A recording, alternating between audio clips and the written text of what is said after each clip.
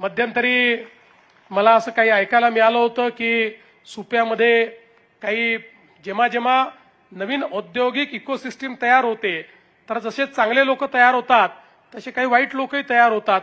काही लोक जरा आमच्या उद्योगांना त्रास देण्याचाही प्रयत्न करतात. त्यामुळे मला असं समजलं होतं की काही तयार झालेले आहेत, पण त्यानंतर त्यांचा बंदोबस्त आपण लावलाय. आणि आजही मी एसपींना सांगतो, आता ही जी सुप्याची एमआयडीसी आहे ही अत्यंत वेगाने वाढणारी अशा प्रकारची एमआयडीसी आहे. आणि उद्योग हा जर आपल्याला यशस्वी करायचा असेल, ease of doing business, cost of doing business आणि त्या ठिकाणची कायदा आणि सुव्यवस्था, या तीनच गोष्टी असतात की ज्यामुळे उद्योग चांगला होऊ शकतो. पण लॉ अँड ऑर्डरच्या संदर्भात माझे स्पष्ट निर्देश आहेत की कोणीही उद्योजकांना जर त्रास दिला तर त्याला स्पेअर करायचं नाही, त्याला ठोकून बंद करायचं.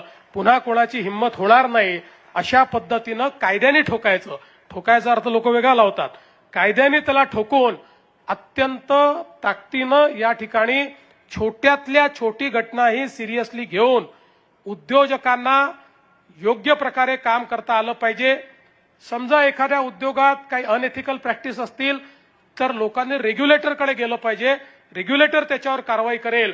पण झुंडशाही, गुंडशाही ही कुठल्याही उद्योगात, महाराष्ट्राच्या कुठल्याही एमआयडीसी मध्ये मी खपवून घेणार नाही.